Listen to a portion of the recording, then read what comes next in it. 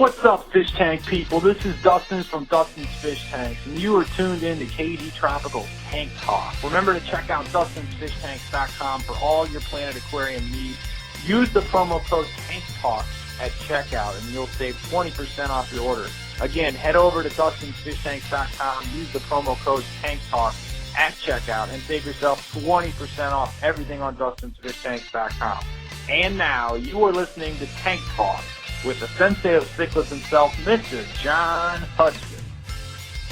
Thank you, Dustin. Welcome, folks, to another episode of Tank Talk presented by KGTropicals, Universal Rocks, and New Algae. I am your host, John Hudson from KGTropicals. Thank you so much for tuning in today. I hope you're having a wonderful day. If you have a question or a comment that you'd like to see addressed on this show, email me at tanktalkfeedback@gmail.com. This is a show that's all about helping you progress in the fish keeping hobby. So please don't be shy. Send in your questions today.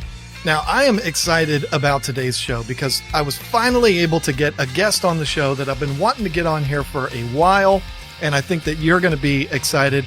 Jennifer Links from YouTube, you know her as Jenny from Solid Gold, joined me yesterday, and we spent a little over an hour talking all about goldfish. We had a great time. She is a pro, let me just tell you, and she has just a world of information in her head, and we had a great time. I'm actually looking forward to do it again. We've already talked about it because the world of goldfish is huge, and Lord knows we could certainly talk all day long about it. An hour and 15 minutes or whatever it was really just wasn't enough. But we've got a couple other things to talk about too, and one of them is John's World. I talked about 2 weeks ago. I missed last week. I'm sorry. I'm not going to make it a bunch of excuses. Let's just move on. I mentioned it that I was going to take away John's World. And I mean, I had my reasons for it, but the response that I got was outrageous. People wanted it back, and I'm really excited to tell you that I'm going to bring it back, but there's going to be a change. And it was suggested to me. I don't remember exactly who it was. I apologize, but a couple of different people had messaged me saying, John, we really like John's World. Why don't you keep it, but maybe put it at the end? And the people who don't want to hear it, they can just skip it or whatever. Great idea. I love it. We're going to start doing John's World at the end of every single episode. And today we will be talking about my favorite gorilla. If you've listened in the past and you heard what kind of a nerd I am, you probably already know what I'm talking about, but I'm excited about John's World today. We're going to have some fun with that. Expect that at the end of the episode.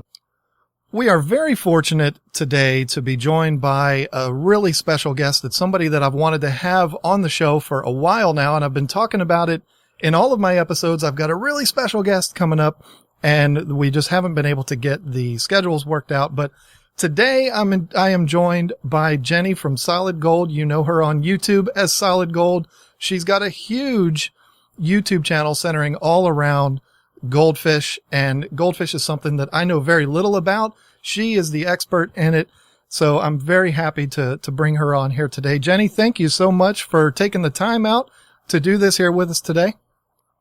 Yeah, thank you, John, so much. I'm just really happy and excited that you asked me to be part of this, and I think we're going to have a really good discussion today. I think we will. Yeah.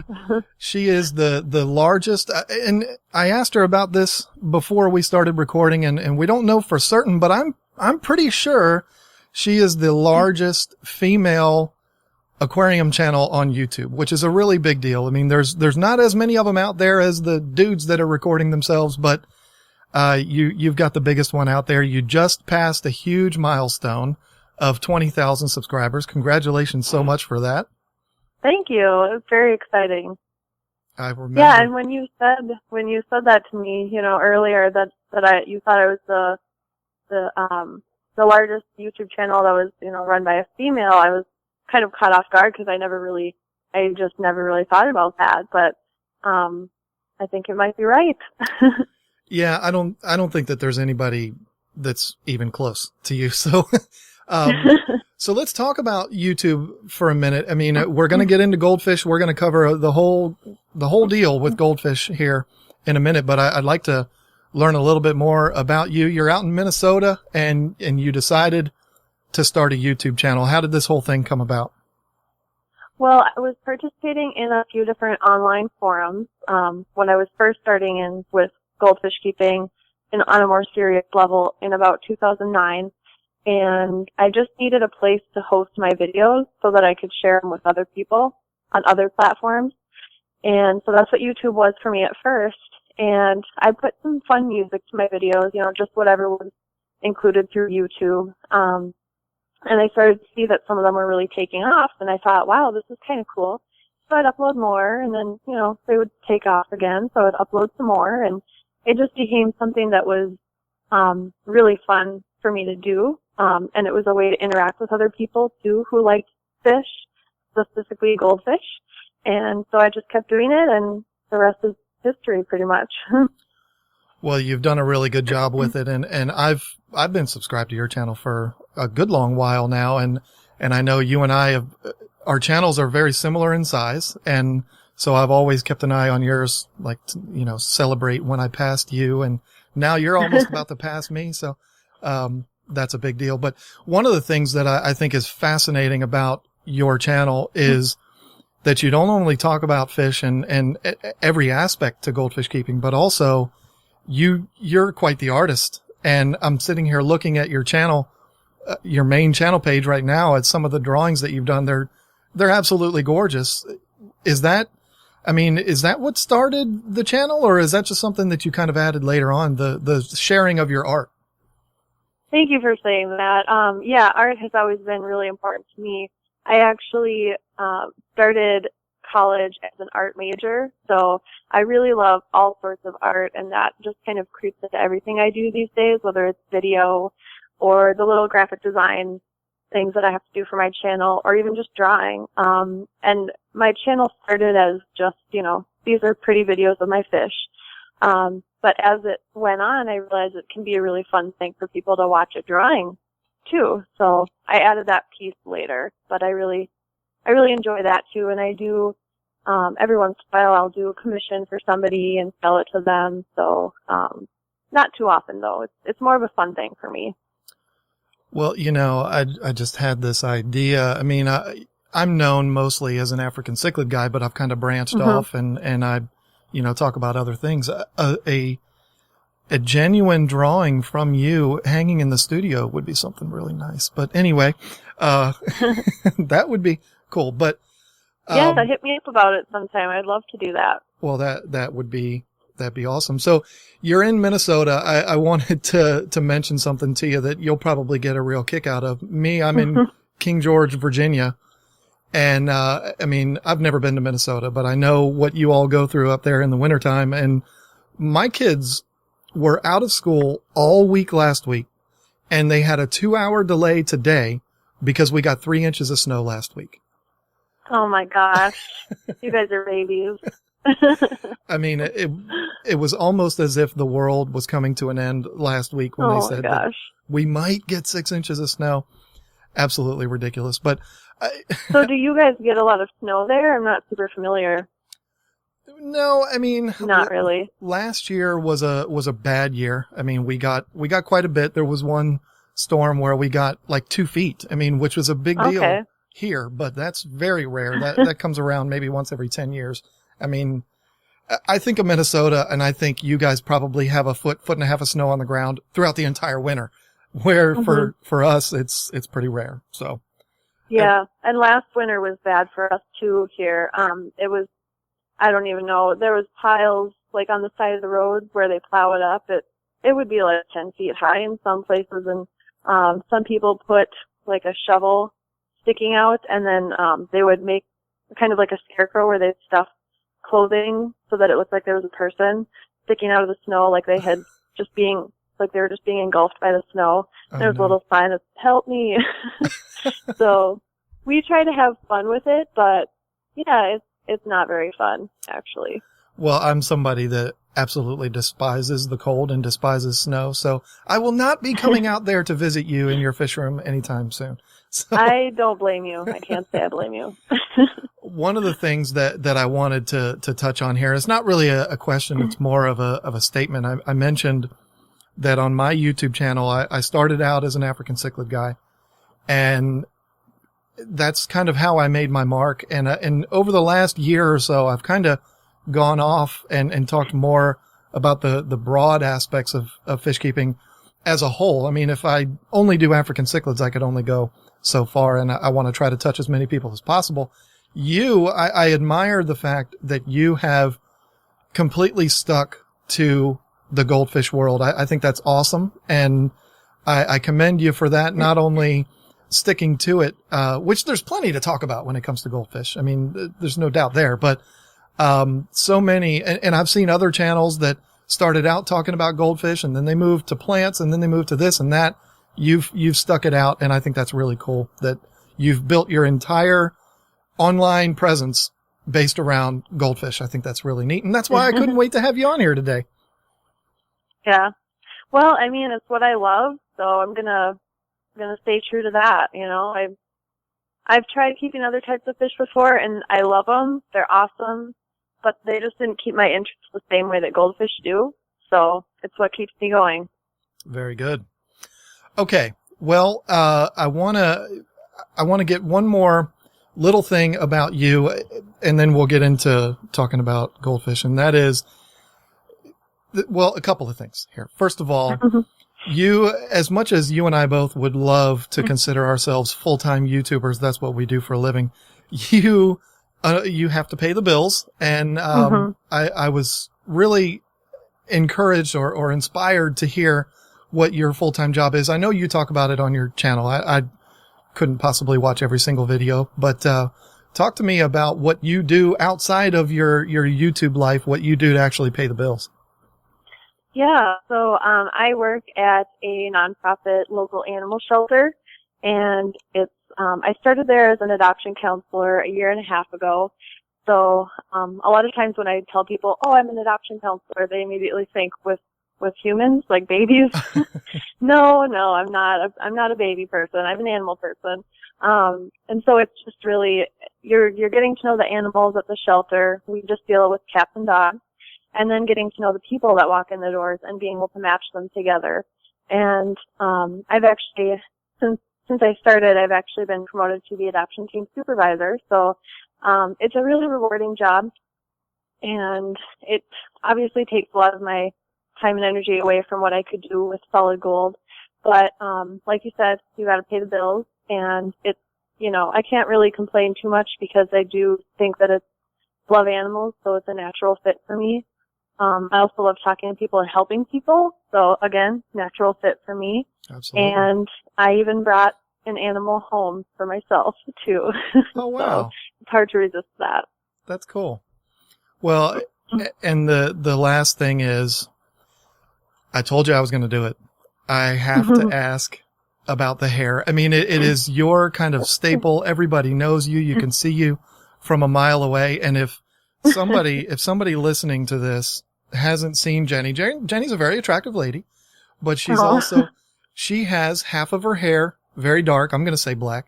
The other half is super blonde. So she's kind of, it's one of those things that absolutely stands out. You can't not notice that. How did this whole thing happen? How did the thing with the hair come to be? Yeah, well, probably the best way to describe it is if you guys have ever seen 101 Dalmatians, it's like Cruella from that movie. Cruella DeVille, I gotcha. Which is kind of funny because I also love animals and I work at an animal shelter, so I'm like the opposite of Cruella. But I've always liked looking different than the average, you know, and one way I like to do that is with my hair. And I also, part of it is I also couldn't decide if I wanted dark hair or light hair. And I thought that both of them would look good on me. And so then I just thought, you know what? Why should I choose? Why don't I just do both? So that's what I did. That's good. I like it. I think it's cool. I mean, there's not a whole lot I can do with my hair. And if I could, I don't think I would do that part. But, I'm pretty restricted as to my options. But, just a sidebar. This is coming completely out of nowhere. I'm guilty of always trying to find out who people look like. And the left side of you, I immediately think Amy Lee. I don't know if anybody's ever told you that. Or Oh, if from you, Evanescence? yes, absolutely. Yeah, that's my favorite band. It's so funny that you say that. Well, then there you go. I don't have the blue eyes, though. That's the thing. Well, I mean, I think, every woman with super dark hair, you compare them to other women with super dark hair. So, Yep. Yep. but that was the very first time I saw you on your channel. I thought, oh my, that's half of her is Amy Lee. I don't know who the other half is, but, Maybe Barbie? I don't know. I mean, being compared on one side to Barbie and the other to Amy Lee is definitely not a bad thing. So let's move on here. Let's talk about what we had you on here for, and that is we're going to talk all about Goldfish. And the way I want to do this, hopefully you're okay with this, is kind of, an all over introduction, if you will, to Goldfish, because there's a lot of bad things going on out there when it comes to Goldfish. And when people think of Goldfish, they immediately think disposable carnival feeder fish type things. And that's a shame. And that's why I was excited to bring you on here, because they're such a gorgeous fish and they're so much fun. What little experience I've had with them in the shop, I mean, I've absolutely loved them. So I want to just give an all over, I don't want to say introduction, because I don't really want to do Goldfish for beginners, but, introduction is the only word I can really think of. So the first question would be to just give me a brief, or it doesn't even have to be brief. We got all day, an introduction to Goldfish, what brought you to them and what has you so fascinated with them. And for people who are interested in keeping them, what they should know. Well, I hope you have the next 2 hours free. No, I'm just kidding. Yeah, it's a really big question. There's so much to talk about when it comes to goldfish, but in general, they are one of the most popular pets in the whole world. So obviously there's some appeal there with them. I do think people think of them as a beginner fish or an easy pet. And if even if you know anything about fish in general, you know that fish are not an easy pet. Right. Maybe as opposed to a dog, which you have to bring outside every hour or so it can go to the bathroom. But, yeah, I mean, fish are not easy, especially not goldfish. They get really, really big. And people don't always realize that. When they see them in the store, they're selling them as babies. So they might be like half an inch or an inch long, but when you bring that fish home and give it the proper care, it can be 7 inches or more. I have about 2 goldfish right now that are 7 inches long, and that's, of course, including the tail. But the tail isn't, it's less than half of their body length. So they're a big fish. They take a lot of extra care. Their requirements are a little bit different than most aquarium fish, like the tropical fish species. So even if you know a lot about most fish keeping in general or most aquarium fish, it's kind of a different ballgame when you switch to goldfish. And even from goldfish to koi is a big change, because I've heard of people who have been long-time koi keepers and breeders, and they've shown their koi and everything, and then they decide to switch to goldfish, and they just can't seem to keep them alive to save their own life. So it's a totally different ballgame for sure. Right.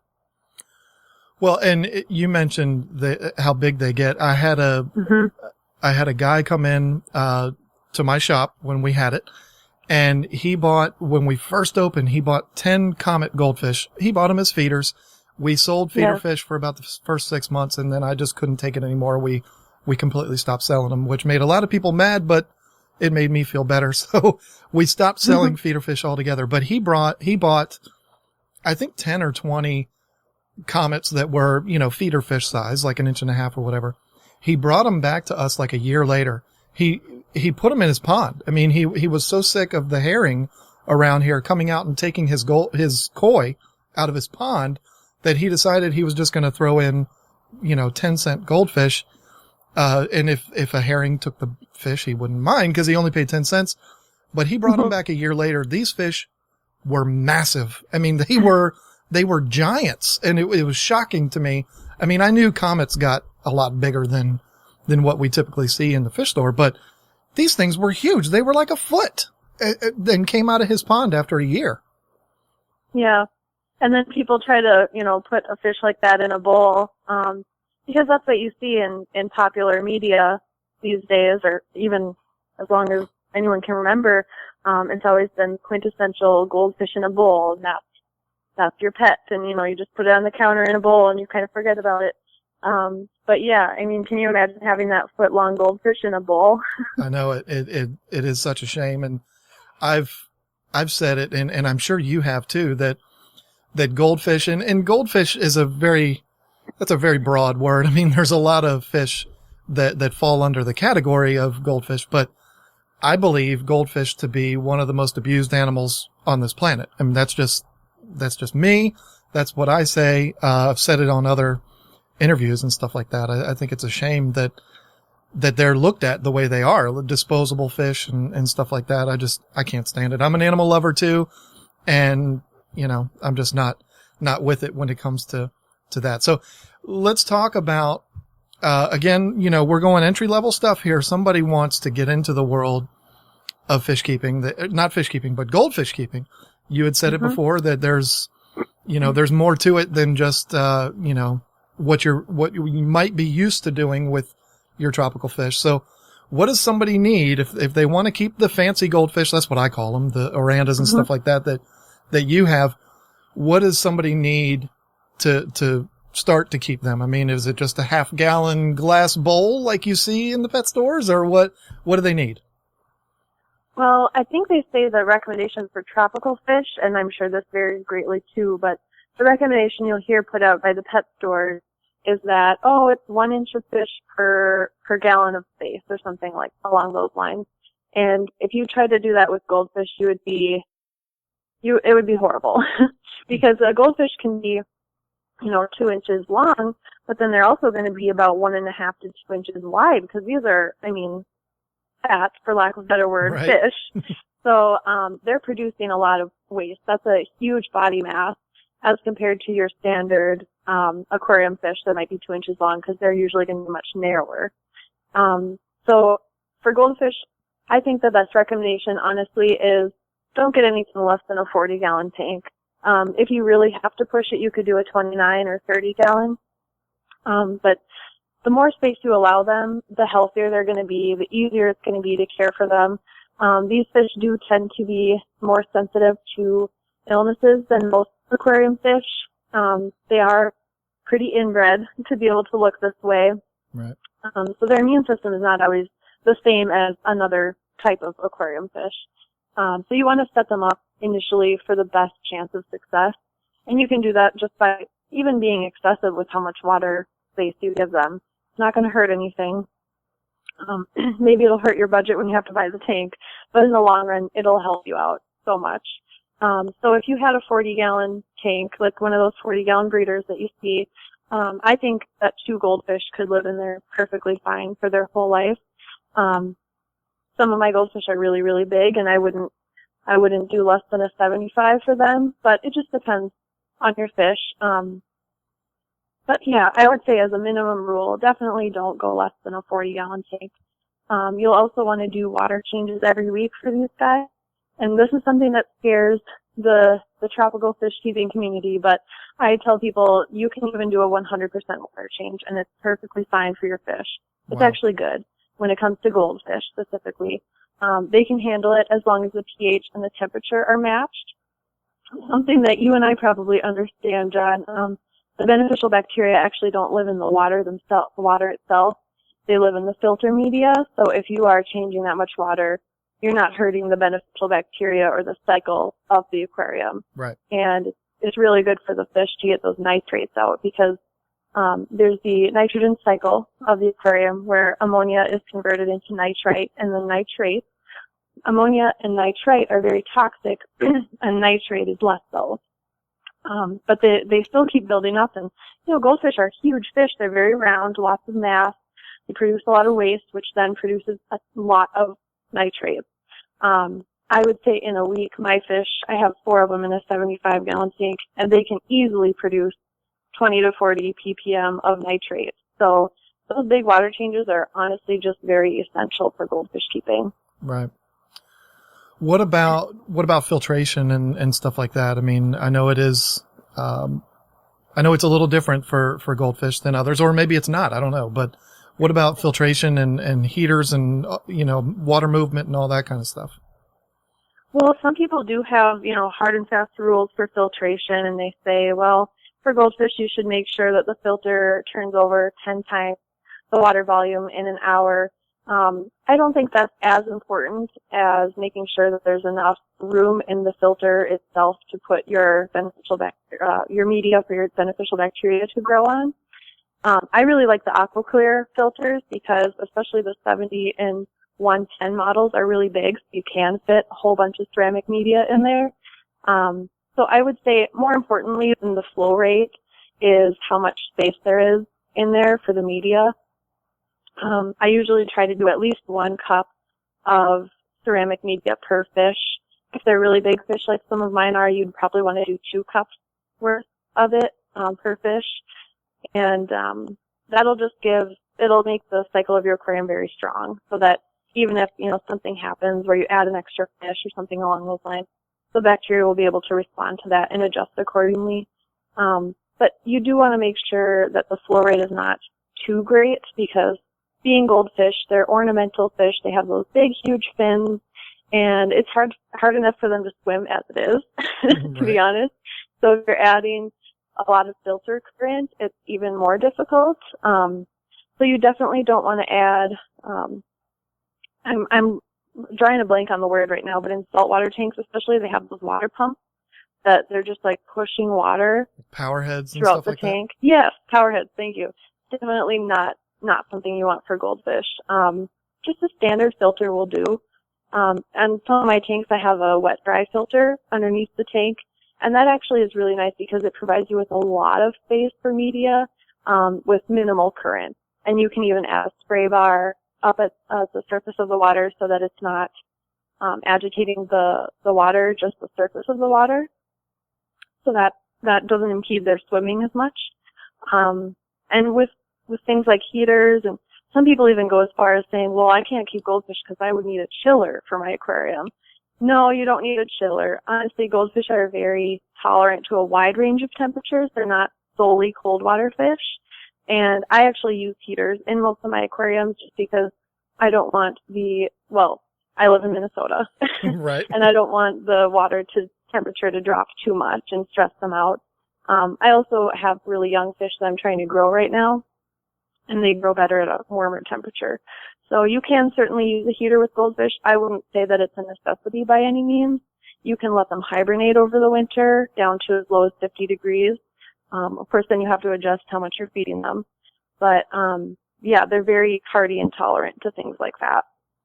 Which is why I said, it can be quite different than other tropical fish keeping. Because like for me with the Africans, they like the exact opposite. They like the water super warm, and they like that water moving strong, like a waterfall. So, it is completely different. Is there an ideal temperature for goldfish? Like, a range that is absolutely ideal? There's a lot of debate about that. But from what I've seen, it seems like the most common recommendation for the ideal temperature is somewhere between 66 and 72, maybe up to 74. Okay. So it's about room temperature. But most of the time. But the babies will grow faster in warmer water, just like any other fish. Yep, exactly. And when the water's warmer, for all life stages of goldfish, it increases their metabolism. So they actually grow faster. They need to eat more. They produce more waste, of course. They use more oxygen. And then in a cooler temperature, they use less oxygen, produce less waste, need to feed them less, otherwise you can run into problems. And then when it gets down to, like your 50 degrees, that's when you probably stop feeding them and just let them hibernate. They can even hibernate under a layer of ice, as long as, the whole water body isn't frozen. So they're really hardy in some ways when it comes to temperature, I suppose. And then in other ways, they're much less hardy. Like they do tend to become ill easier, or they don't like the water current and things like that.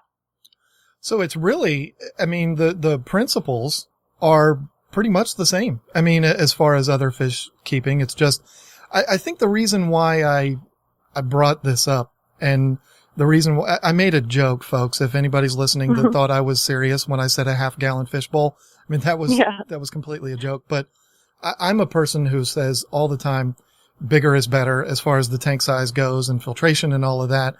And with this, I was just kind of trying to make a point, like people, one of the ways I feel like people abuse these fish is by putting them in small, little teeny aquariums. They think they can buy a 10-cent fish for little Jimmy to keep him quiet because he got A's on his report card. And it's cruel to do that. And so I wanted to get Jenny's point of view on, you know, to do it right, what we really should be using. And the last thing on the equipment though is air pumps and stuff like that. I mean, I get more questions about air pumps. It's absolutely ridiculous. I mean, the decorations, the little skulls and the dragons and the alligators that blow bubbles and stuff. I mean, is that really necessary for keeping goldfish, or is it just kind of an ornamental thing? It's kind of funny that you bring that up, because I actually had gone into an aquarium store. This was a few years ago, and I asked them if they had any of those little replacement filter pads for the air pumps that are supposed to filter the air before it pumps it into the aquarium. And they just looked at me like I was crazy. And I said, really, this isn't a common thing for people to ask for? And they said, no, not at all. So I think that it's a more common thing with the more oxygen-loving fish like goldfish. But yeah, you do want to have an air pump with goldfish, especially if your tank may be a little bit overcrowded, or if you're keeping them at a warmer temperature. Because like I said before, at warmer temperatures, they use more oxygen, or they need more oxygen. So, you know, you don't have to have it with the decorations, with the little silly skulls or treasure boxes or anything like that. But I would recommend having one. And with mine, I feel like they don't look very nice. So I actually hide mine down in the sump in the wet dry filter below the tank. And that's how I get around it. I still have one, but it's just more hidden, and it's still providing more oxygenation for the water. It's just not in their faces so much. Right. What people say is that their goldfish actually like to swim through the bubbles too, and they kind of play in them. They'll swim through the bubble stream and then swim down into it, and then let themselves float back up in the bubbles. So that, I've never seen my fish do that, but I've seen videos of other people's fish doing that, and it's kind of fun to provide that for them, because I'm sure, I mean, obviously they're not as smart as humans or a dog or a cat even, but I'm sure they still get bored from time to time in their little glass boxes that we make for them. Right. I've heard of people using like balled up pieces of tinfoil or ping pong balls and stuff like that, and putting them on floating them in an aquarium, and the goldfish will actually play with them. Is that something you've seen or experienced with that? I haven't seen that. I'm wondering if the goldfish might think it's food, and that's why they're doing that. Goldfish are super, super food motivated, just like a dog, really. Right. And they're really friendly and personable too. So they kind of are, like, some people call them water puppies. They really interact with you. And I know some other types of aquarium fish do as well. So I'm not minimizing that by any means. But something that I've done for my goldfish is I took a little acrylic ball, and then I drilled some holes in it. So it was just a little hollow ball with some holes in it, and it was clear too. And then I put some pieces of gel food in it, and I had a bare bottom tank at that time. So my fish would push it around the tank trying to get the food out, because they could smell it and see it, and then they would have to actually work to get it out. And it's very much the same principle as those feeder balls that you can give for your dog or cat to get the food out and provide enrichment as well. Because goldfish are used to having to work to get their food. They're naturally scavengers. They like to scavenge around the bottom and pick up little pieces here and there. So when you can provide that for them, it's kind of like a different way of providing the same reward for them when they're working hard to get the food that they want. And fun to watch too. I can imagine that would be a lot of fun to watch that. So yeah, definitely.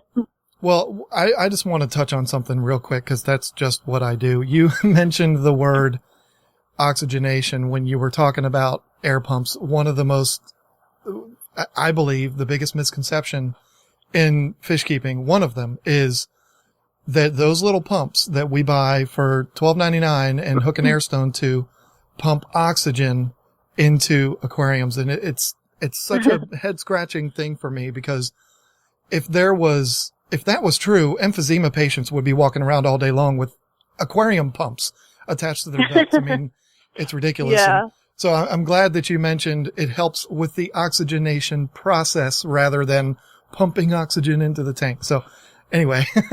Exactly. Like it's the increased surface movement that those bubbles are creating that is actually making it more likely for oxygen from the atmosphere to enter through the surface of the water.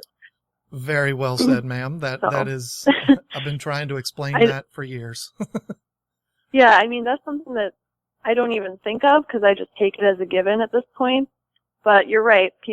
I definitely see where people confuse that a lot.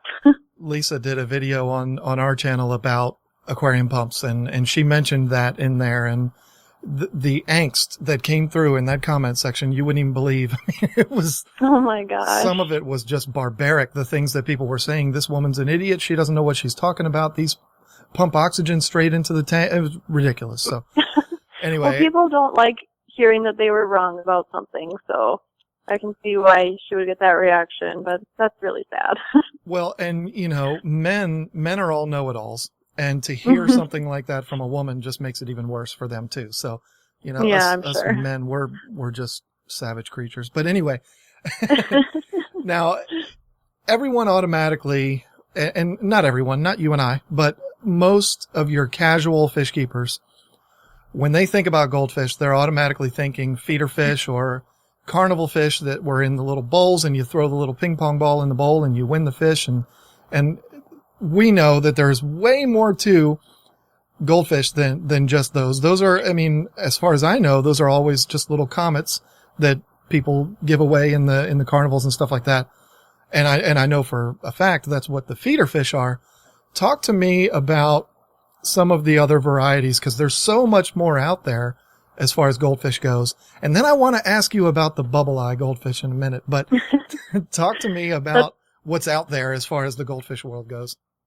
Yeah, the bubble eye is probably one of the weirdest ones for sure. I recently saw a slow-mo video of one of them moving, and that was the weirdest thing, even for me to see, because I'm very familiar with bubble eyes. But yeah, we'll get into that later. But yeah, there's a lot of different types of goldfish out there, and like you said, when people first hear goldfish, they think of the feeder fish, because that's what they're most used to seeing in the pet store.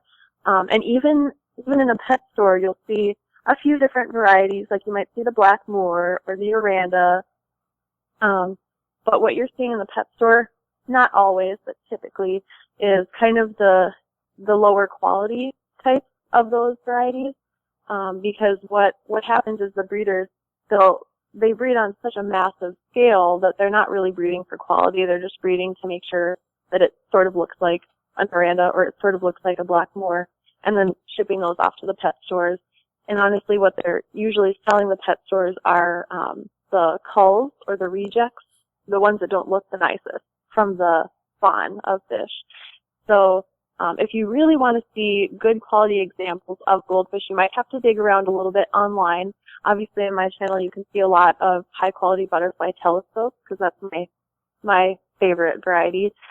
It's like a black moor with the protruding eyes, but then they have the tail that looks like the outspread wings of a butterfly when you look down at them from above.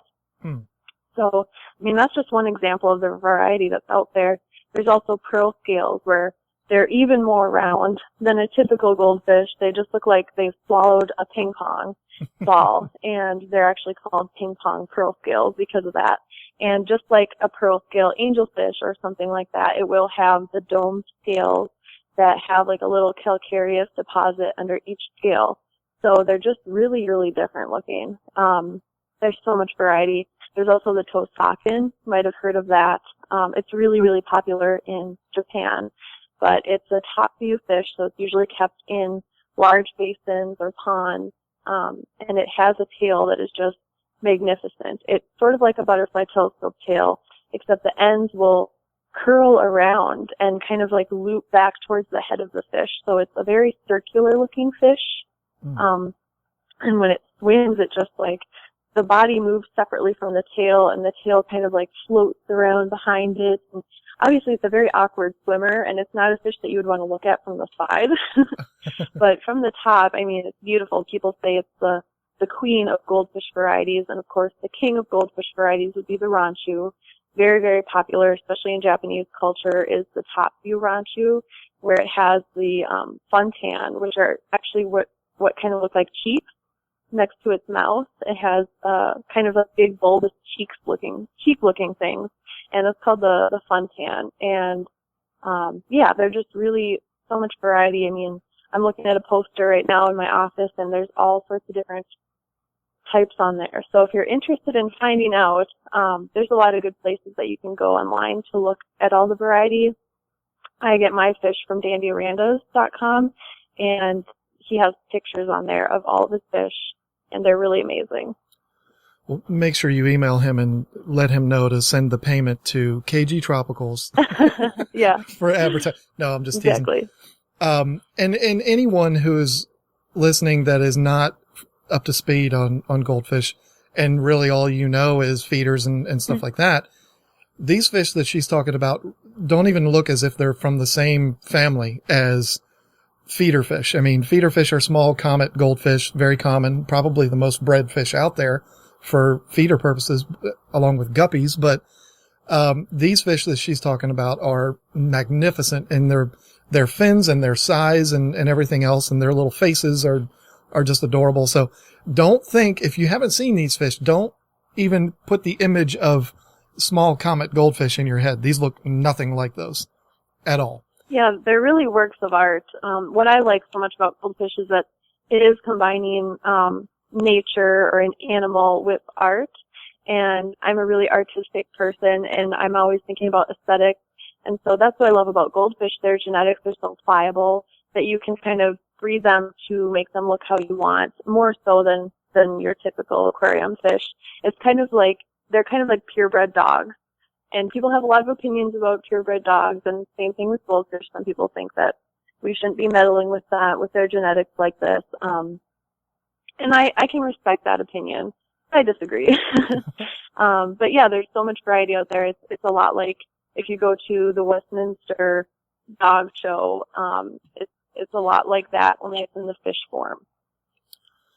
Well, I'm completely on your side of that argument too, by the way. And I feel like, I mean, this is all about you. It's not about me. Who cares about my opinion? But when it comes to, I do.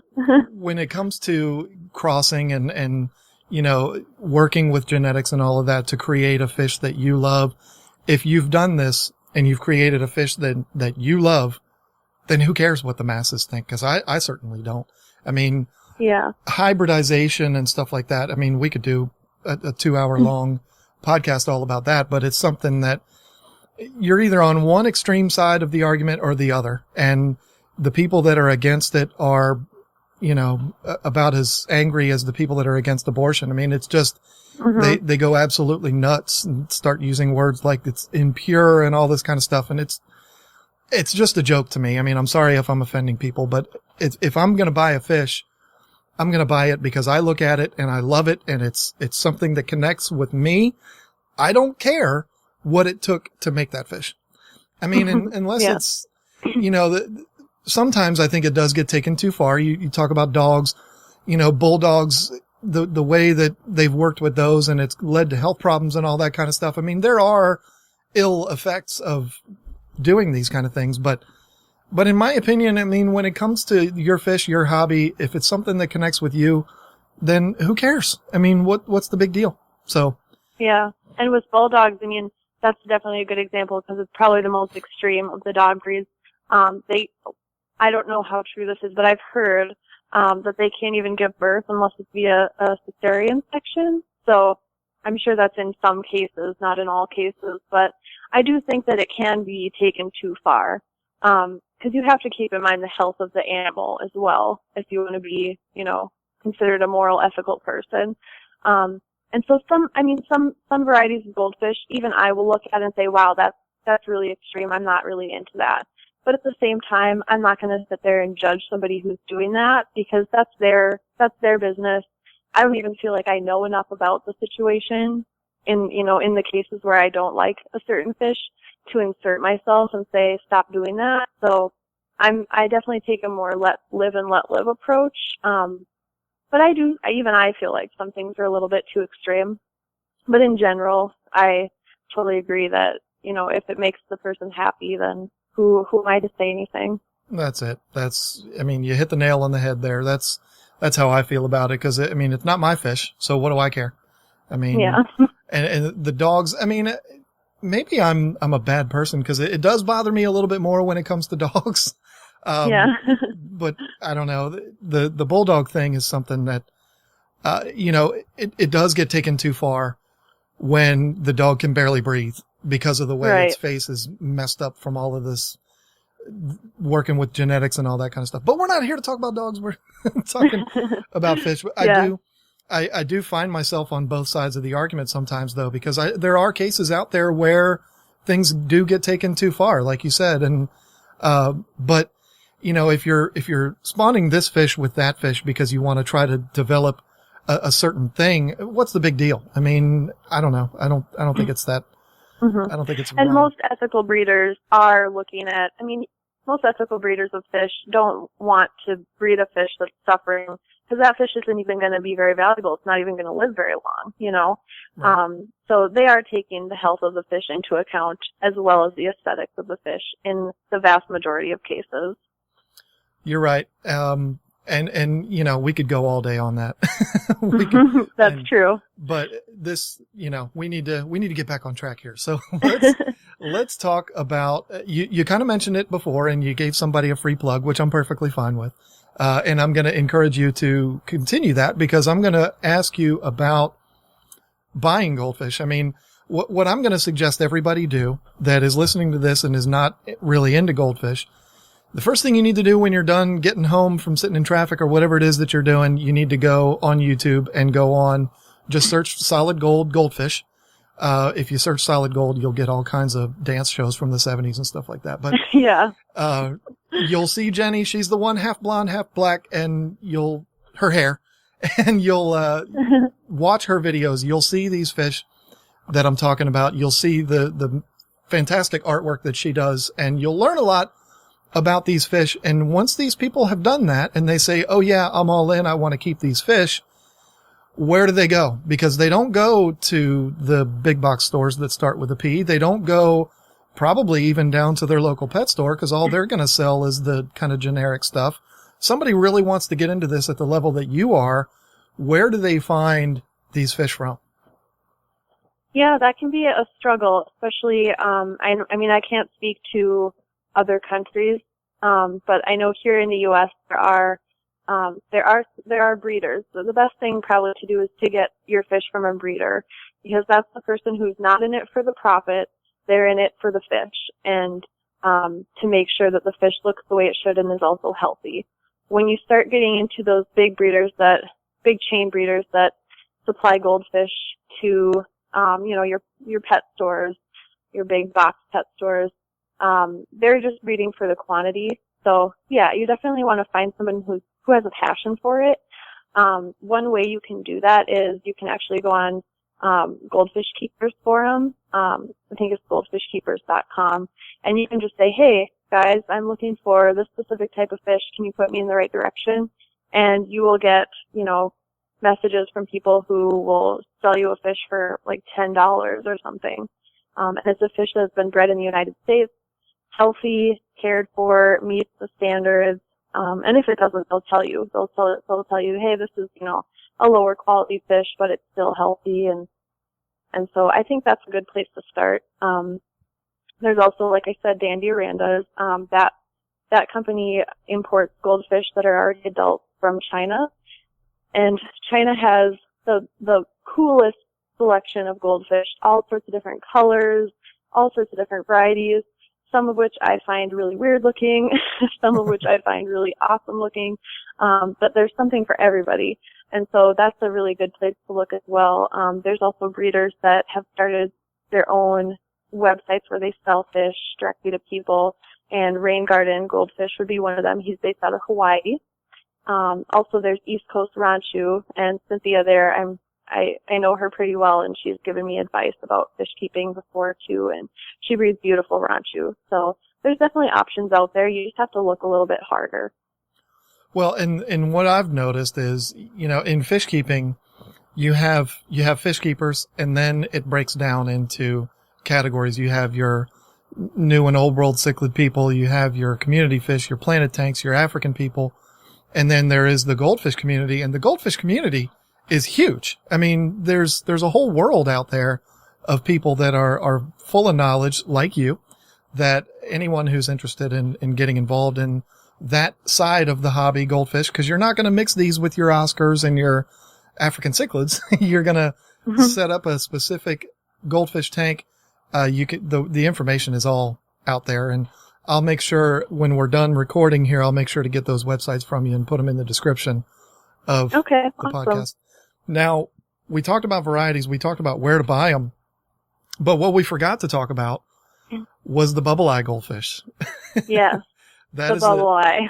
That is a fish that drew more attention at my shop. We had them a few times. They were hard to get, rare. We didn't really go looking for them. We had a supplier that we dealt with where we could actually go there and hand select the fish that they had. And awesome. Occasionally they would have the bubble eyes, and we would buy them, and people would just go absolutely bananas looking at these little mutants. What are they, and what are those daggone bubbles? What is this all about? Yeah, they're pretty weird. If anybody listening has never seen one, it's like a goldfish with no dorsal fin, so smooth back, a longer tail fin. They're usually all orange, but they do come in other colors as well. And then underneath each eye, they have this large fluid-filled sac that just hangs there, and when they swim, it wobbles back and forth. And you can tell there's fluid in it because it's like a water balloon, basically, under each eye. And their eyeballs yeah, face so these straight guys, up. Goldfish do naturally have some fluid around their eyes, and normally you can't even tell because it doesn't stick out like that. But their genetics are so pliable, and I'm sure it was some mutation that happened where the goldfish had like tiny sacs under each eye, and then some crazy people decided that they liked it and decided to keep breeding them to selectively get bigger and bigger bubbles under the eyes.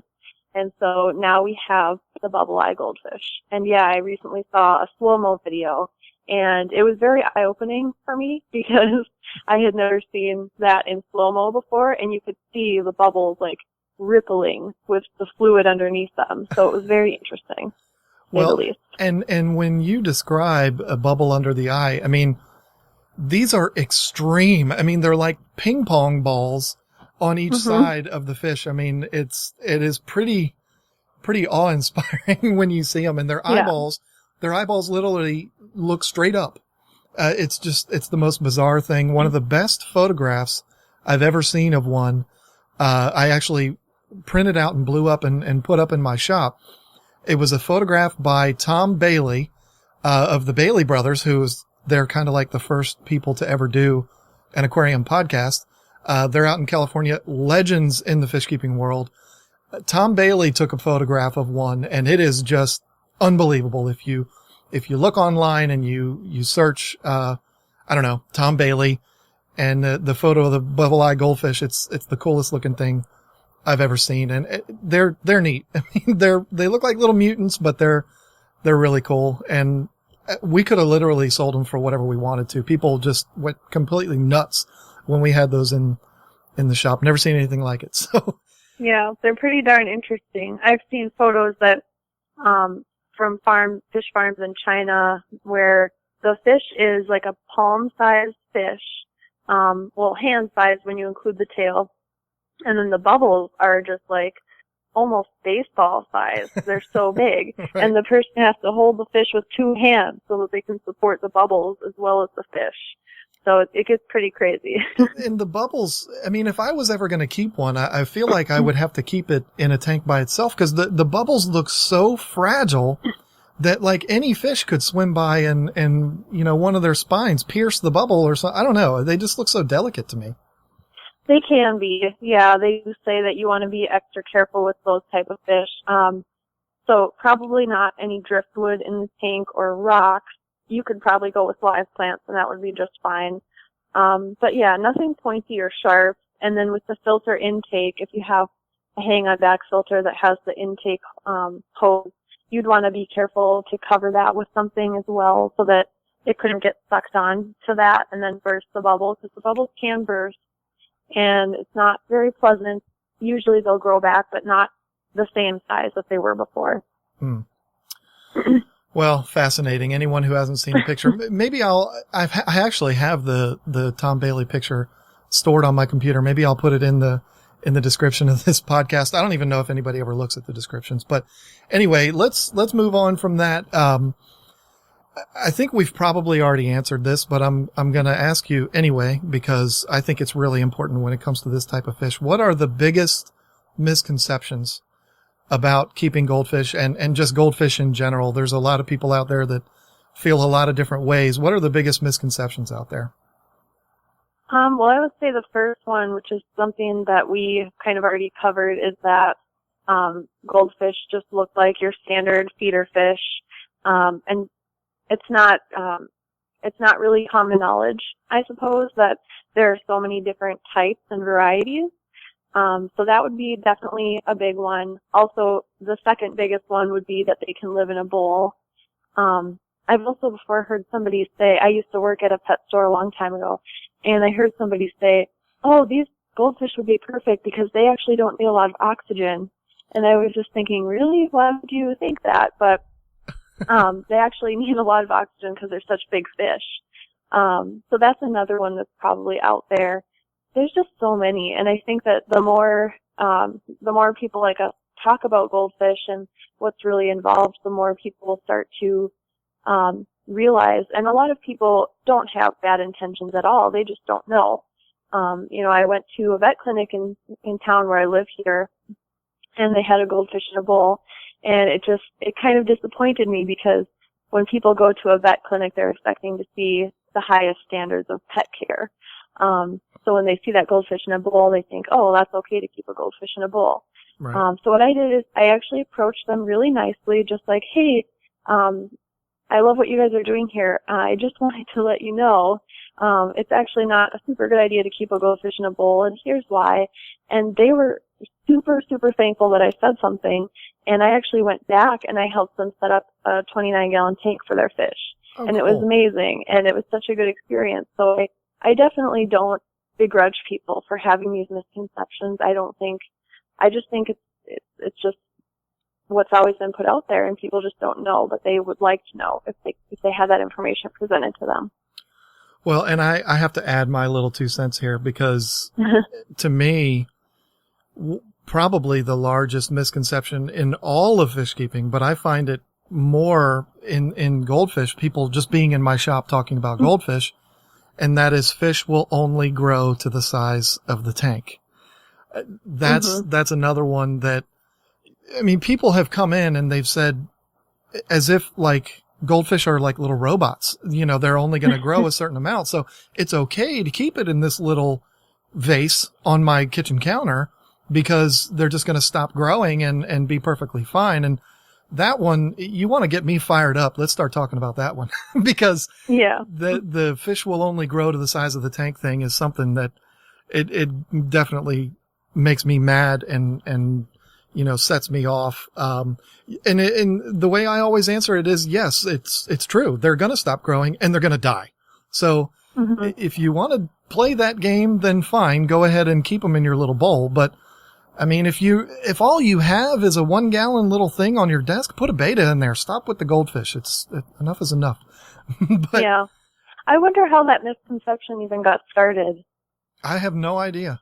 I really don't. I mean, I sometimes wonder if it's something people tell themselves so that they can justify having a small container. I don't know. I think it is. You touched on it before. I just think it's what they've been told all along. It's what you've heard ever since you won your first goldfish at a carnival, or convinced mom to buy you that little beta or whatever it is.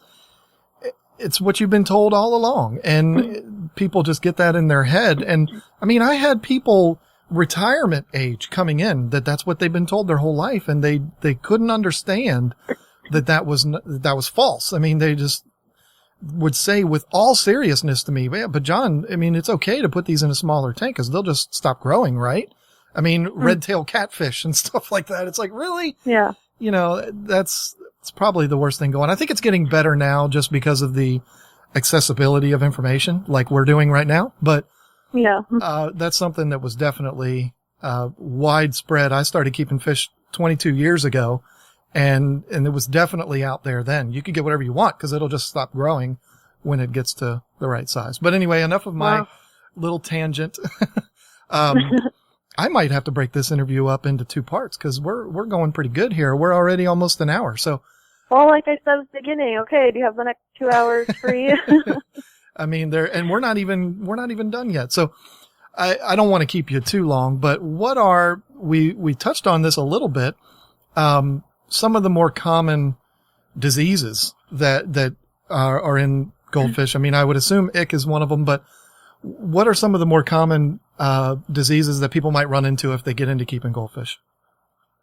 I would say one of the most common would be flukes, so gill flukes or skin flukes.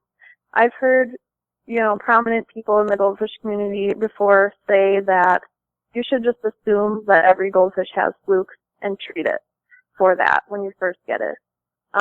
They're just so common. And you can tell your goldfish has flukes because it'll be flashing, and that is when they aggressively rub themselves up against gravel or decorations in the aquarium because they're itchy. The parasites are itching away at their skin and it's really uncomfortable.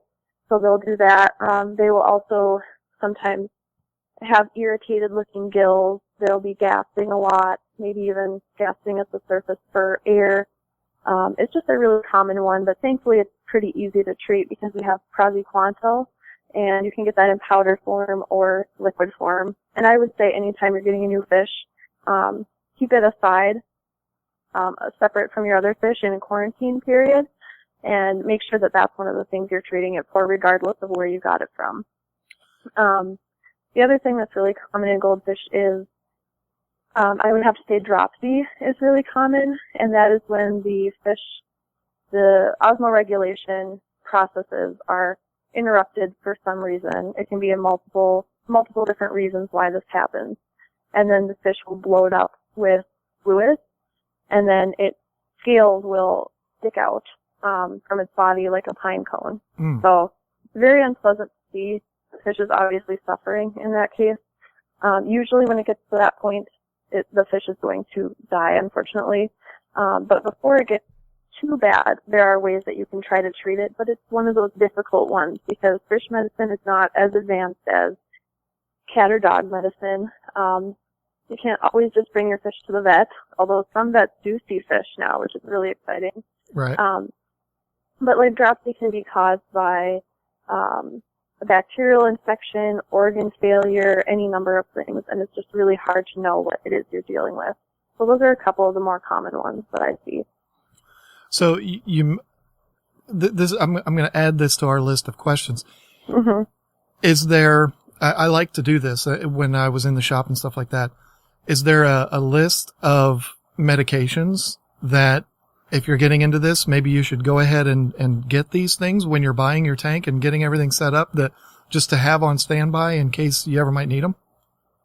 Oh, definitely. I actually do have, I think I can't remember what I called it, Goldfish First Aid Kit. I have a blog post about it, and it's one of the biggest things that I always tell people to keep on hand is salt. And it doesn't have to be aquarium salt because they mark that stuff up so much.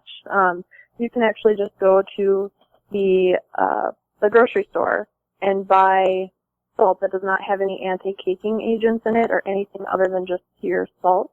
What I like to use is canning and pickling salt, but there are other kinds as well.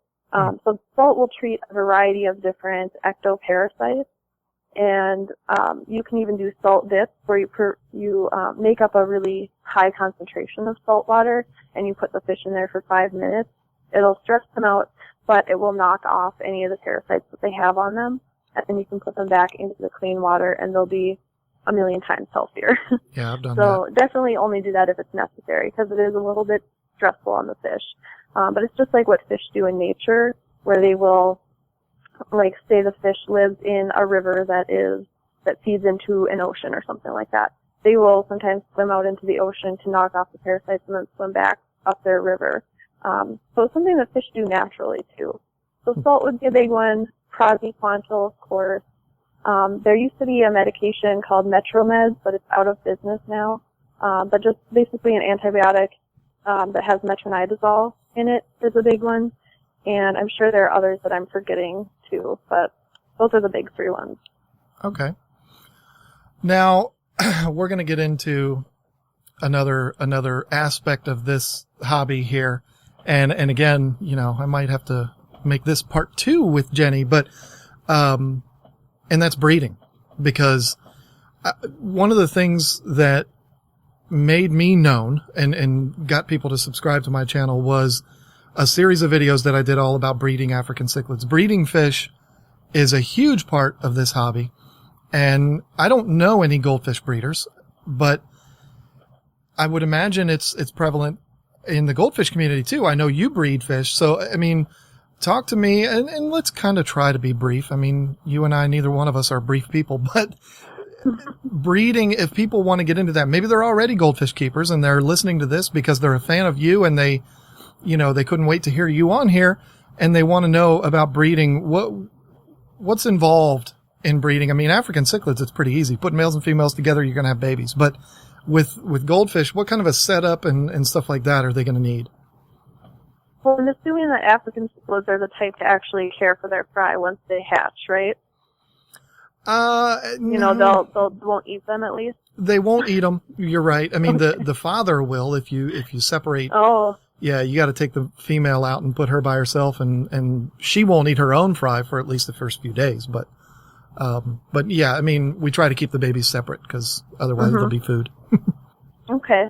Yeah, and with goldfish, it's kind of similar. They will spawn, and then the minute they're done, they'll turn around and start eating the eggs. They just don't have that paternal or maternal instinct at all. So you can actually make spawning mops that, and I do have a video about this too, how to do it. It's really easy, just with green yarn. You make a spawning mop, it's called, and then you just put it in the tank, and it looks like a floating plant. So the fish naturally want to spawn in that material. And so they swim through it, they do their thing, they spawn in there, and they have external fertilization. So the female releases eggs, and then the male releases milk, and then it fertilizes the eggs. And then they get stuck to the spawning mop, and you take that out. And then you, of course, want to separate it. So you take that out to a fry-raising tank, and they hatch in about 3 to 5 days, depending on the water temperature. And you have to start off feeding them live baby brine shrimp. And it's good, you know, just the more times a day you can feed them, the better. So it's kind of a labor-intensive process. You have to be raising those live baby brine shrimp 24/7 so that you have a feeding for them in the morning and a feeding for them at night. Which is a job all in its own. You feed them on that until they're old enough to eat other types of food like gel food or pellets or even frozen brine shrimp. So it takes a while. It's a lot of work, for sure. Well, and breeding any kind of fish really is. I mean, it's not, it's something that is definitely for the advanced fish keeper. I mean, you don't have to be an absolute expert to breed fish, but you have to be somebody who's dedicated and, you know, willing. I mean, you mentioned brine shrimp. I mean, that could be a full-time job. Hatching baby brine shrimp. I mean, it's a lot involved in doing all that, especially if you end up with thousands of fry. I mean, like we used to have, we had to stop feeding brine shrimp because we were just constantly hatching new brine shrimp. It was a huge pain, but it's definitely, it's not for somebody who's been keeping fish for a couple of months and decided they like the hobby and now they want to breed. I mean, you got to know what you're doing and know how to keep a tank and keep it safe. What about like males and females? I mean, it's one of the most common questions I get on the African cichlid side. It's very easy to determine sex in African cichlids, but goldfish, how do you do it? I mean, how does somebody know if they've got a good breeding pair?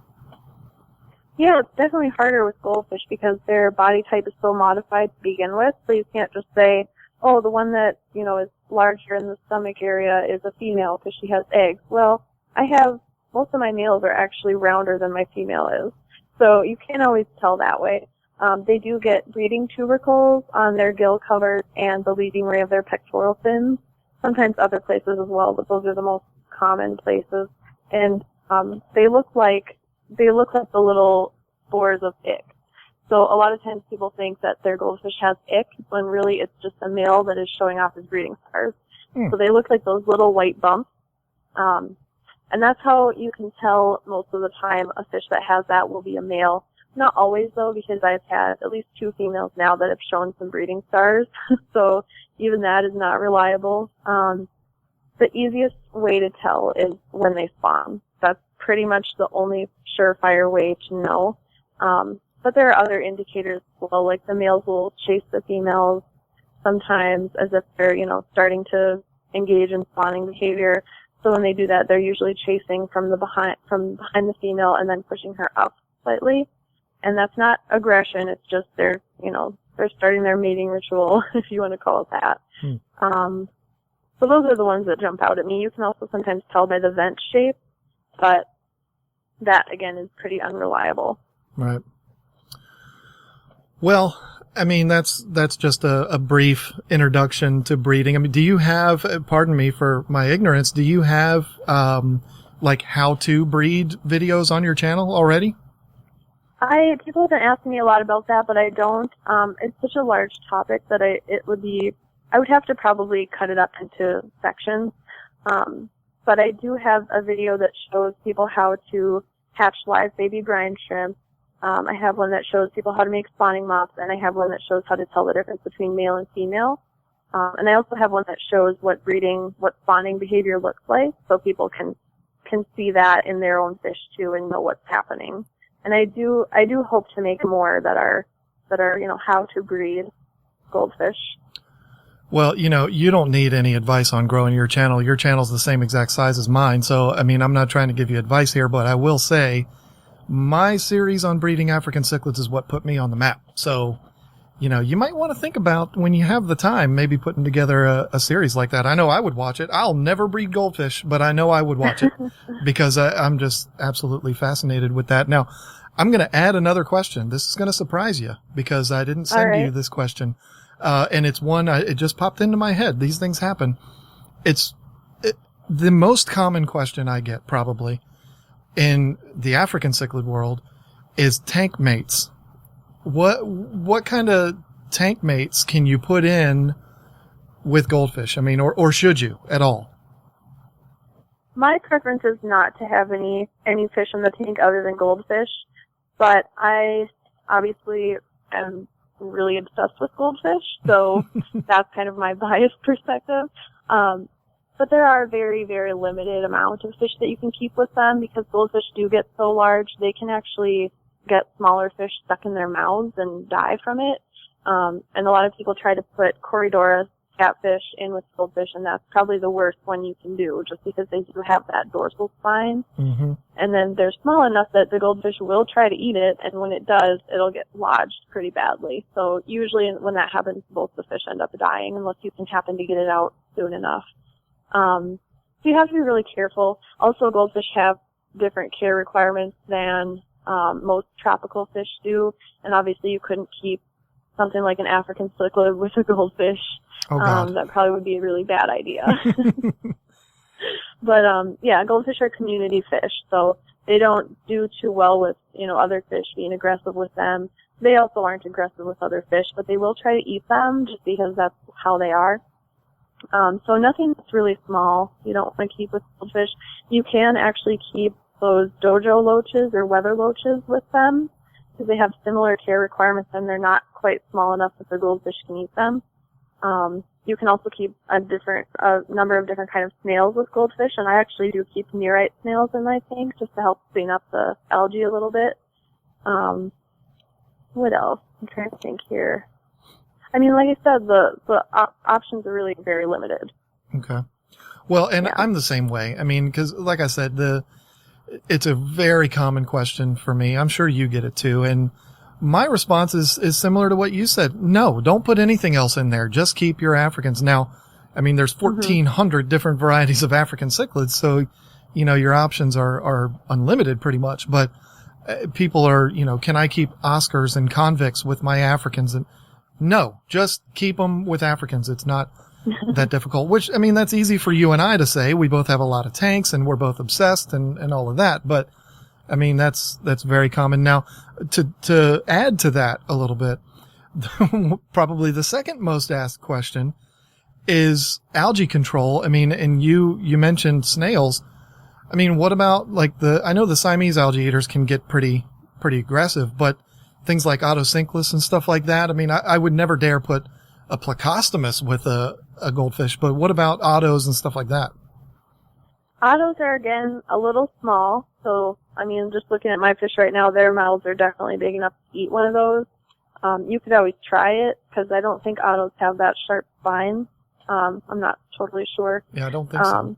So you could always try it, but just know that they might get eaten. Right. There actually is, I'm glad you said pleco, because there actually is one type that you can keep goldfish, and that would be the bristlenose pleco, because they don't get quite as large or aggressive. Okay.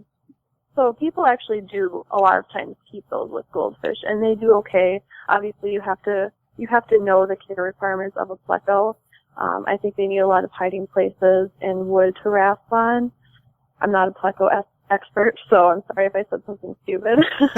But yeah, I mean, obviously it's just that added element of having to make sure that you're meeting that species care requirements as well.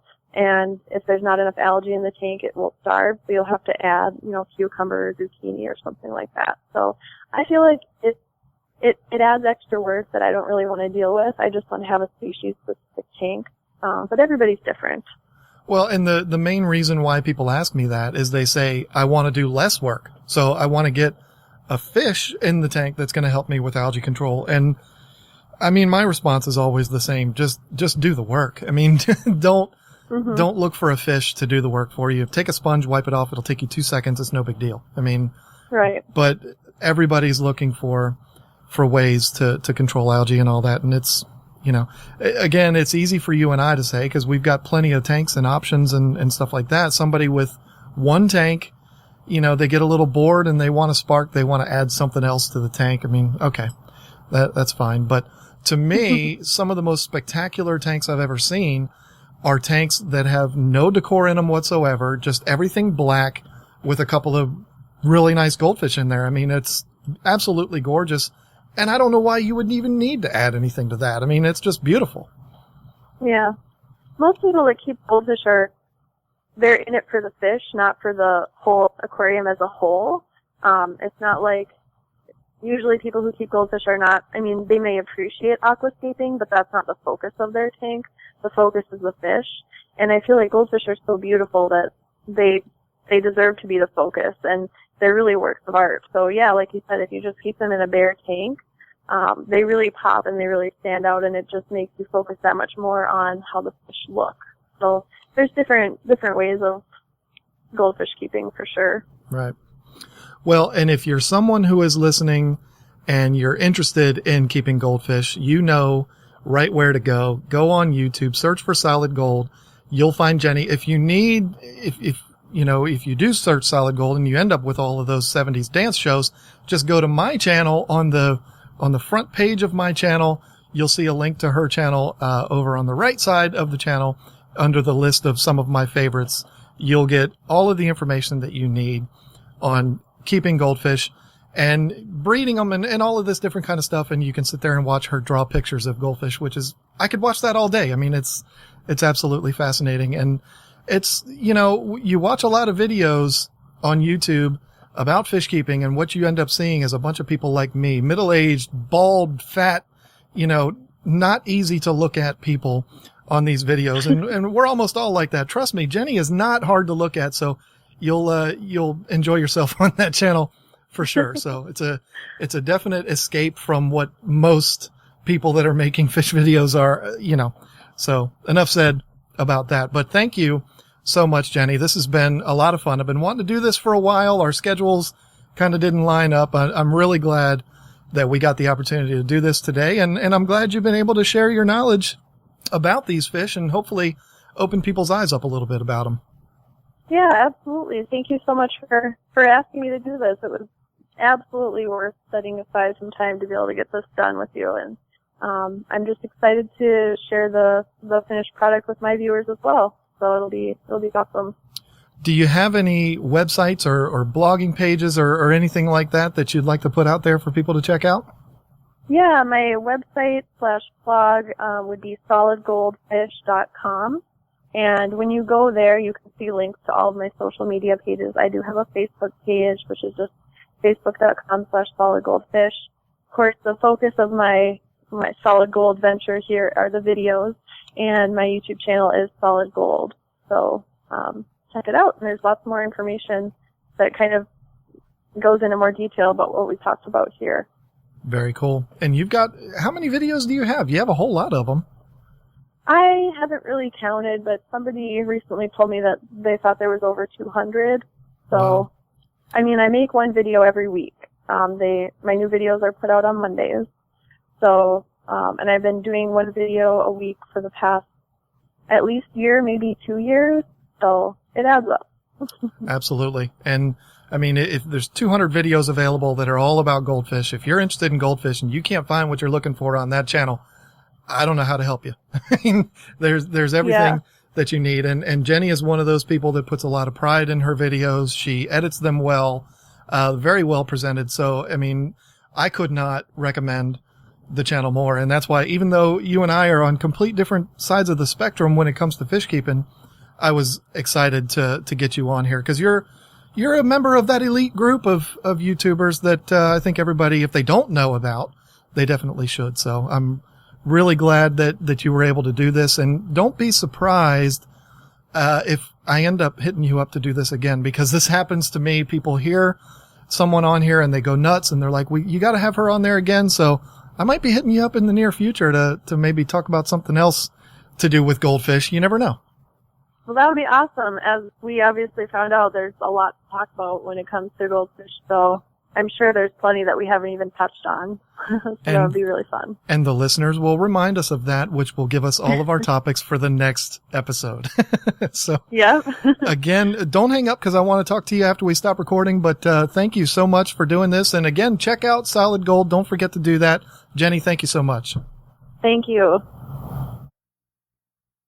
And there you have it. That was my interview with Jennifer yesterday. I had so much fun with that. I'm really glad that we were able to get our schedules together and do that. I am absolutely fascinated with the world of goldfish. And until just now, I didn't know anything about them.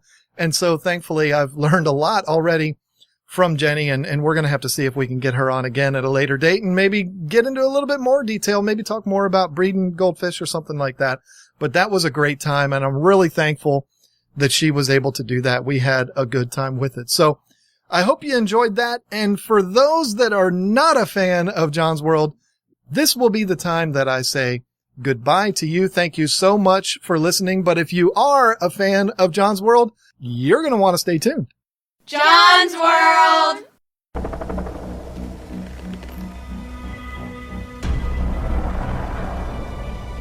Harrison, you're one of them. Metahuman. Yes, I am. And I protect my own. Who's that? Now that is an old friend of ours. General. That voice is in my head. Dear God.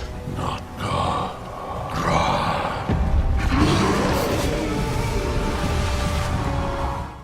Was anyone else's mind blown when you saw that? I realize we saw Grodd 2 weeks ago, but when that happened at the end of that episode, when he grabbed Eiling like that, that just blew my mind. I jumped up out of my seat. That was so cool. I'm not a huge Gorilla Grodd fan, as in, like, I haven't read the comics or anything like that, but just the idea that a CW show is going to showcase Gorilla Grodd like that is just amazing to me. And I was so excited about it. I didn't think there was any way that they were going to do it. I mean, those shows, The Flash and Arrow, they're low budget shows. You wouldn't know it to watch them because they're so good and they're so well put together. But everything I've read and everything I've ever seen about them, they're actually running on very small budgets. And so to do a CGI gorilla like that it just blew my mind. And they did it well. I mean, it looked really good. So that was really cool. If you have no idea what I'm talking about, I said it a few weeks ago that I'm a huge nerd. I'm a huge superhero nerd, and The Flash and Arrow are two of my absolute favorite shows in the world. They might be number 1 and 2. No, they're 2 and 3 because Walking Dead is by far my favorite. And in last week's episode, they introduced a character in a big way on The Flash. He's been on it in the past. They've kind of given little teasers about him, but you never really saw him really clear. And they introduced him this week in a really big way, like in the cliffhanger ending type thing. And this character is a gorilla, not King Kong. He's not huge, but he's like a 7-foot tall gorilla that can speak and he can control people's minds and all this stuff. Absolutely crazy. And he came out at the end of the episode and it was just absolutely ridiculous. Not to mention the fact that we actually got to see Wells in the Reverse Flash suit. That blew my mind too. I mean, the episode was just ridiculous. The whole thing. I really do, and I know I'm speaking just crazy right now, but this is what this show does to me. As big a fan of The Walking Dead as I am, I really think that The Flash might turn out to be my favorite show. I mean, I've been a Flash, Wally West, Barry Allen fan since as long as I can remember, and I was so excited about this show, I had no clue that it was going to be as good as it is. If you're not a superhero fan, you probably wouldn't care, but CW, they deserve big kudos for this show. They're doing a great job with it. And I think that it might become my favorite show. It might pass The Walking Dead, but that's going to have to lead us into The Walking Dead here because The Walking Dead's got a lot of stuff going on in it too. And I'm really excited about the Alexandria Safe Zone. I think that's going to be a really cool thing with the show. Hopefully you've seen it and you're not getting the episode spoiled for you, but I'm so excited about where these shows are going. Arrow too. I mean, I can't wait to see Ray Palmer in his Atom suit. All these things. I mean, everything's going on with these shows and I'm just so excited about all three of them. I had quite a few people when I talked about my superhero fetish. Did I just say fetish? My superhero obsession. I had quite a few people message me. And we went back and forth about these things, and it was a lot of fun. But, that was when the series was just getting ready to start up again. And now, of course, we're sitting here talking in front of another 3-week break or whatever it is for The Flash, which is really frustrating. But, it's coming back on mid-March or whatever. I can't wait for that. I mean, the ending of that last episode was just brutal to end it that way and then make us wait for a month before we talk about it or see it again. But absolutely incredible. All three of those shows are just blowing my mind. I sit on the edge of my seat. I'm like a child. It's so fun to watch these shows. And, again, I don't have anybody to talk to about this stuff. Lisa is a fan. Our youngest CJ, he watches Arrow with me and he asks me what happened on Flash. He doesn't really care to watch it, but I don't have anybody really to talk to about this stuff. So if I sound like I'm just completely manic right now, it's because I am. I'm just, I'm excited about these shows. Now, we do have to talk about one more show, because, this is John's World and I'm allowed to talk about whatever I want to. Better Call Saul. Now, look, if you haven't watched this show yet, then you need to do yourself a favor. I think it came on last night at 10 o'clock. I don't have the mindset to really be able to pay attention to shows that late.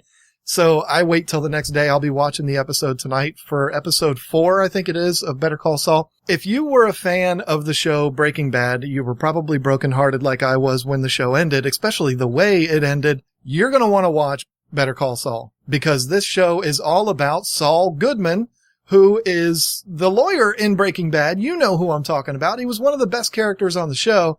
This show takes place, I think it's like 7 years prior to Walter White and that whole thing. We've already seen Tuco in one of the first episodes. We've seen Mike. they're showing a lot of these people that are from Breaking Bad, but they're not on Breaking Bad yet, if that makes any sense. Fantastic show. I absolutely love it. Drawing a blank on the name of the actor that plays Saul, which in this show, his name is James McGill. I don't know. I'm still a little bit confused about that, but we know him as Saul. I'm a huge fan of the actor that plays him. I think he's really good. This is the only thing I've ever seen him in, and I love him. I think he's an awesome actor. He really plays that part really well, and I'm very impressed with the show so far. Definitely, if you haven't seen it yet, check it out. If you weren't a fan of Breaking Bad, I think you could still like this show. I mean, it's not like you have to know Breaking Bad in order to watch this show. I don't think it's that way. I mean, it's just, it's a completely different show. It just involves the same characters. But I like it a lot so far. Can't wait to watch the next episode tonight. And then we have Arrow tomorrow. And oh, good Lord, so much going on. Thank you for letting me rant about the superhero stuff. I was so excited about Grodd. That was such a cool ending to that. And plus, I hate General Eiling anyway. So that was cool. We don't know what he ended up doing with Eiling. Maybe he ate his brain. Who knows? But that was a really cool way of ending the show. And, I would love if somebody out there is a Flash fan like me and knows the Flash. I'd love to get into a, theory discussion on who Wells is, because there's a lot of people he could be. We know he's the Reverse Flash, but, is he Eobard Thawne? Is he Hunter Zolomon? We don't know. We don't know who he is yet. And at what point, this is another thing that we can debate, at what point is Eddie Thawne going to get to be a part of this? Because you don't have the last name Thawne in a Flash show, and you're not somehow attached to Eobard Thawne. Anyway, if you're not a Flash fan, you think I'm speaking a complete foreign language. But if you want to talk about that, email me at kgtropicals@gmail.com. We can have some fun with it. I'm always up for talking about the Flash and Arrow, Walking Dead, Better Call Saul. I don't care. We can talk about anything. You want to talk about how the Wizards are doing? You want to talk about how I'm excited about the Nats season to start up? We can talk about all different kinds of stuff. Yes, I am desperate for a friend. So thank you all so much for listening to this. And again, thank you for hanging in there till the end. If you're a fan of John's World, I appreciate it very much. I love the idea of just being able to talk. And this is the more crazy side of me. You get me involved in talking about superheroes, and I go a little bit bananas. Thank you for hanging in with me on that. And with that, I will sign off. Thank you so much for listening to this episode that's going to end up being like an hour and 45 minutes long when it's all spliced together and everything, which is crazy. But thank you for hanging in there with me. Maybe I've gotten you through a couple of traffic jams. Who knows? But I sure have enjoyed it. This has been a good time. Thank you so much. Don't forget to support our sponsors, KGTropicals, Dustin's Fish Tanks, Universal Rocks, New Algae. Check out all these things. And please don't forget to vote for us in that FedEx Small Business Grant contest. I would appreciate it very much. Thank you. I think we can win this thing. Until next week, I will talk to you later.